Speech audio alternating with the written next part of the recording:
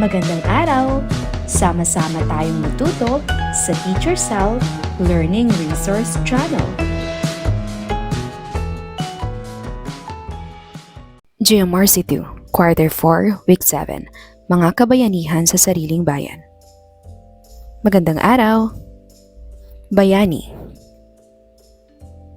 Ano ang pagkakaunawa ninyo sa salitang nakasulat sa pisara? Nakakikilala ng mga kabayanihan. Natutukoy na ang mga kabayanihan ay kapupulutan ng aral at mabuting halimbawa ng pagmamahal sa bayan. Ano ang pagkakaintindi ninyo sa layuning ito? Makinig ng mabuti, itaas ang kanang kamay kung ang sasabihin ay halimbawa ng kabayanihan o pagmamahal sa bayan, at itaas ang kaliwang kamay kung hindi. Pagsasaoli ng naiwang gamit o pera. Pagtulong sa matandang tumawid sa kalsada. Pagbibigay ng pagkain sa nagugutom.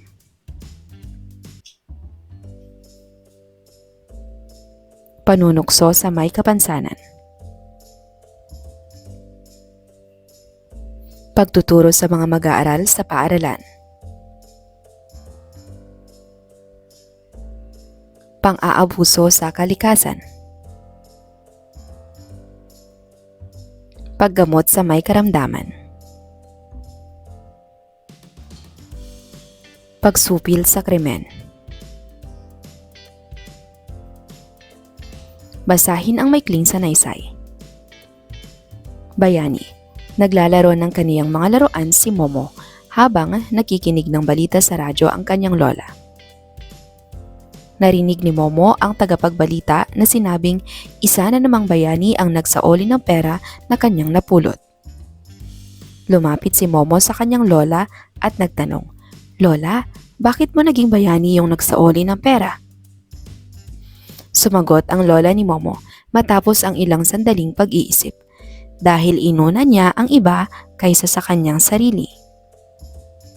Tinatawag nating bayani yung mga taong gumagawa ng mabuting bagay para sa kapwa, sa hayop at kalikasan, para sa bansa. Paliwanag ng lola ni Momo. Napangiti si Momo sa narinig. "Ibig pong sabihin ay maaari po akong maging bayani?" Tanong ni Momo. "Oo naman na po," tugon ng lola ni Momo. "Ano po ang mga dapat kong gawin para maging bayani?" Tanong ni Momo. "Maaari mong tularan ang mga bayani ng bansa gaya ni na Jose Rizal at Tandang Sora na ipinaglaban ang kalayaan ng bansa. O kaya naman ay yung mga guro na humuhubog sa kaisipan ng mga kabataan. Marami kang maaaring tularan," saad ng lola ni Momo. "Salamat po, lola. Tatandaan ko po ang mga iyan," saad ni Momo. "Walang anuman na po," tugon naman ng lola ni Momo. At bumalik na si Momo sa paglalaro at ang kanyang lola sa pakikinig ng radyo. Ano ang mga bagay na nagawa o ginagawa ng mga bayani? Ang mga bayani ay gumagawa ng mabuti, tumutulong sa kapwa at ipinaglalaban ang kalayaan at kapakanan ng bansa. Paano ito nagpapakita ng pagmamahal sa bayan? Ipinapakita nito ang pagmamahal sa bayan dahil inuuna nila ang kapakanan ng iba at handang magsakripisyo para sa bansa. Makinig ng mabuti. Tatawag ako ng ilang mag-aaral at bibigyan kayo ng isang sitwasyon na inyong isasadula sa harap ng klase. Panoorin niyo ang pagsasadula at hulaan kung anong gawain ang ipinapakita. Ang mga sitwasyon ay may kaugnayan sa kabayanihan o pagmamahal sa bayan. Narito ang mga posibleng sitwasyon. Nagbabahagi ng pagkain sa kaklaseng walang baon. Gumagalang sa karapatan ng ibang bata. Nagdiriwang ng araw ng mga bayani. Naglilinis ng kapaligiran. Nakikiisa sa flag ceremony. Anong gawain sa tahanan na kayang gampanan ng isang batang tulad mo na makakatugon sa bawat sitwasyon para maipakita ang kabayanihan o pagmamahal sa bayan. Laging walang baon ang iyong kaklase. Maghanda ng ekstrang baon para sa kaklase. Nanonood ng balita ang iyong pamilya. Manood o makinig sa balita. Marami kang luma pero maayos pang damit. Imungkahi sa magulang na ipamigay na lamang ang mga damit. Hindi mo gusto ang ulam ngunit mahal ang presyo ng bilihin. Huwag sayangin at ubusin ang pagkain. Marumi ang sahig ng inyong bahay. Linisin ang sahig ng bahay. Sa isang papel, magbigay ng 2 salita na maaaring gamitin upang ilarawan ang isang bayani. Makadiyos, makatao, makatarungan, matapat, malinis ang kalooban. Sa isang papel, magbigay ng 2 salita na hindi maaaring gamitin upang ilarawan ang isang bayani. Hindi matapat, mapanakit, mapang-abuso, mandilin lang, hindi malinis ang kalooban. Para sa ikalawang araw, mga kabayanihan ng sariling bayan. Makinig ng mabuti, ibigay ang thumbs up kung ang kilos ay nagpapakita ng kabayanihan o pagmamahal sa bayan at thumbs down kung hindi. Pagsasaoli ng naiwang gamit o pera. Thumbs up.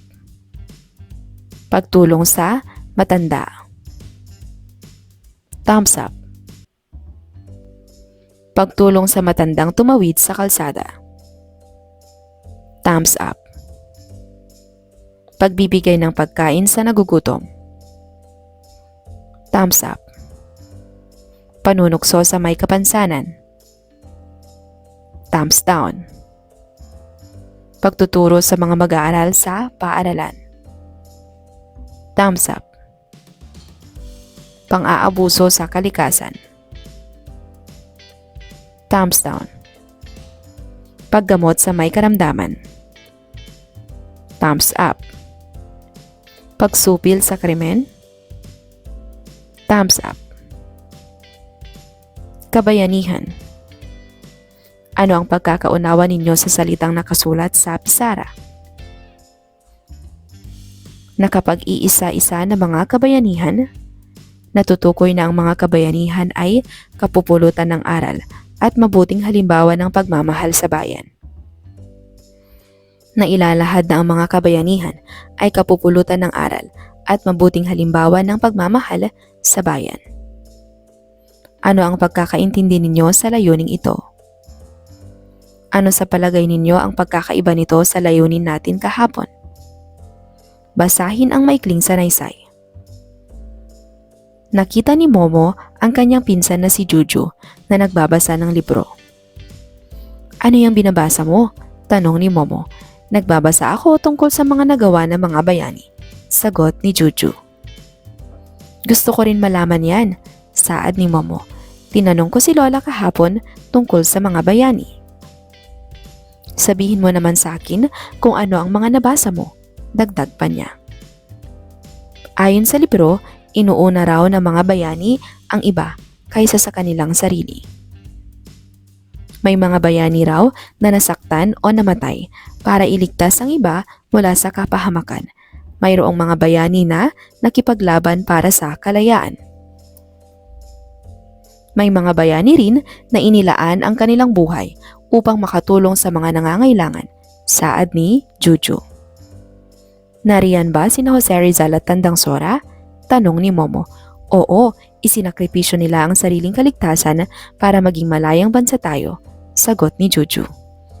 Nariyan rin ba yung mga guro? Dagdag pang tanong ni Momo.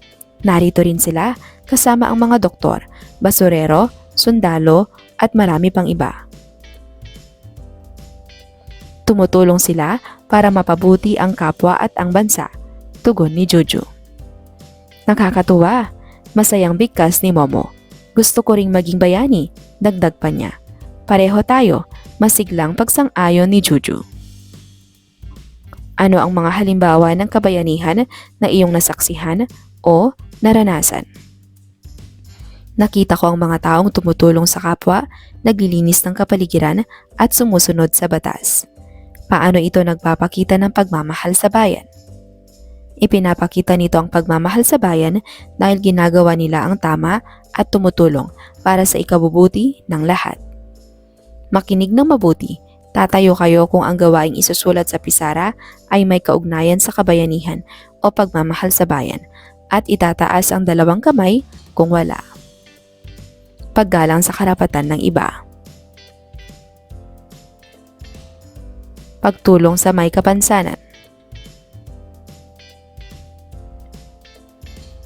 Pagbibigay ng pagkain sa nagugutom.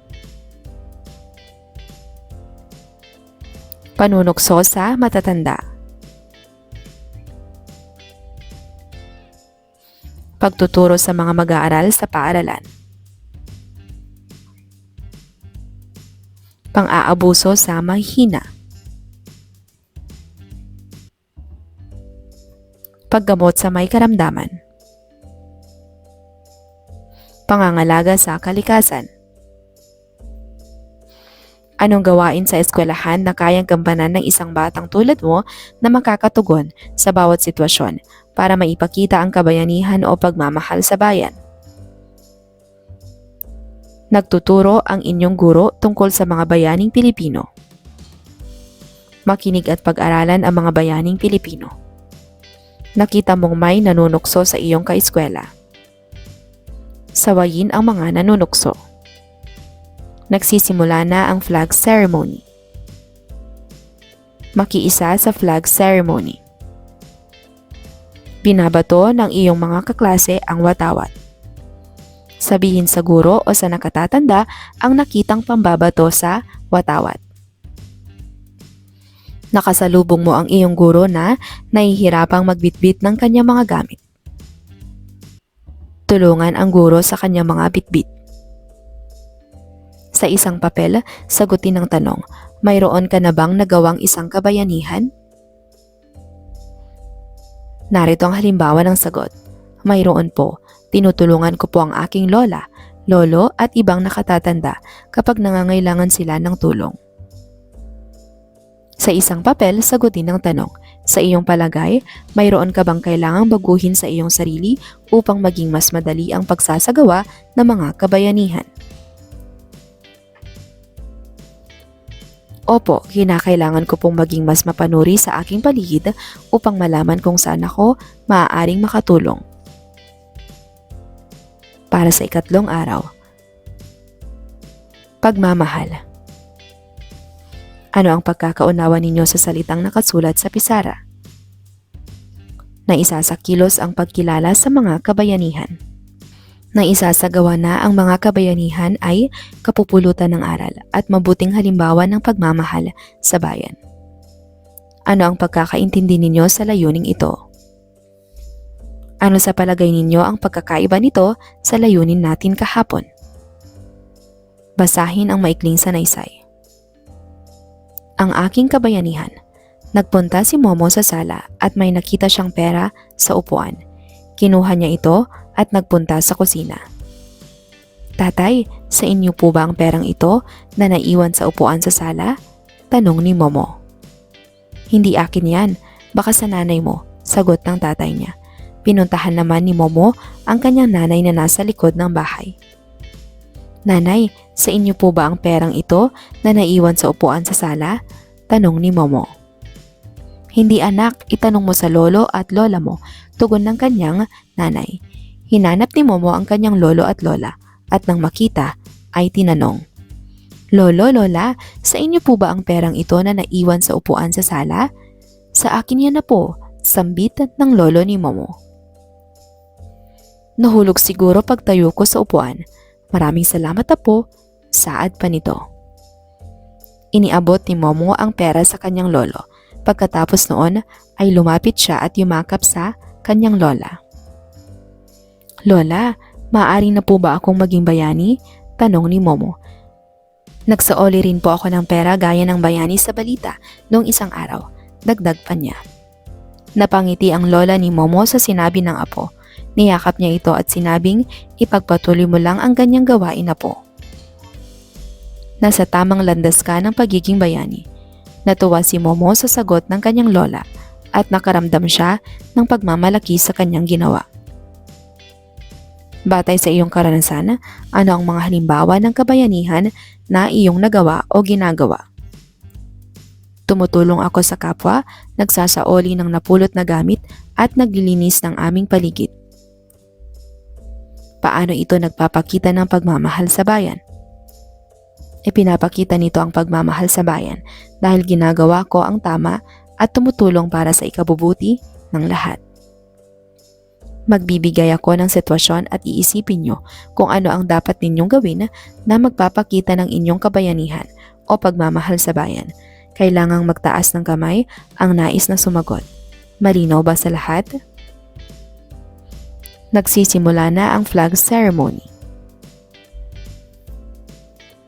Nakita mong nalaglag ang pera ng iyong kaklase mula sa kanyang bulsa. May bulag na nais tumawid sa kalsada. Itinapon ng iyong kalaro ang balat ng candy sa kalsada. Humihingi ng donasyon ang inyong simbahan para sa mga nasalanta ng bagyo.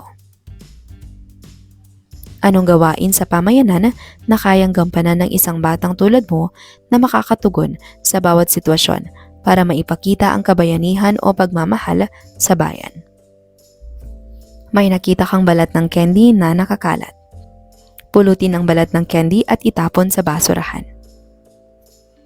Nang hihingi ng donasyon para nasalanta ng kalamidad ang inyong punong barangay. Magbigay ng donasyon. May nasalubong kang batang namamalimos sa daan. Mag-abot ng pagkain o pera. Namasyal ang inyong pamilya sa Luneta.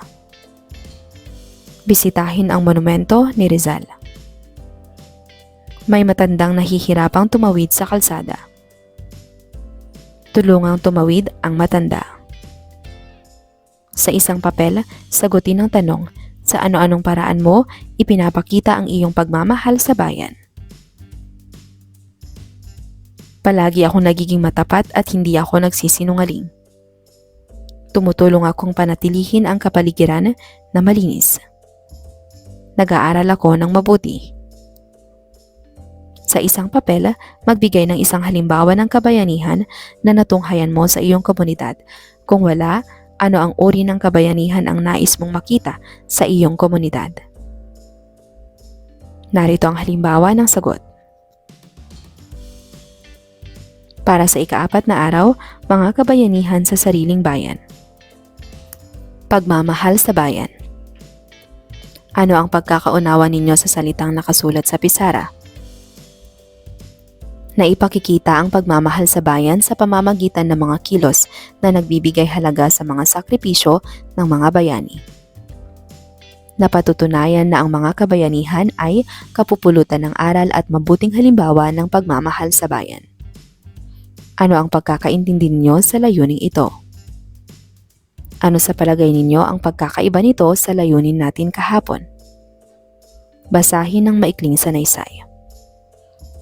Kabayanihan at pagmamahal sa bayan. Araw ng eskwela, may gawain sina Momo sa loob ng klase.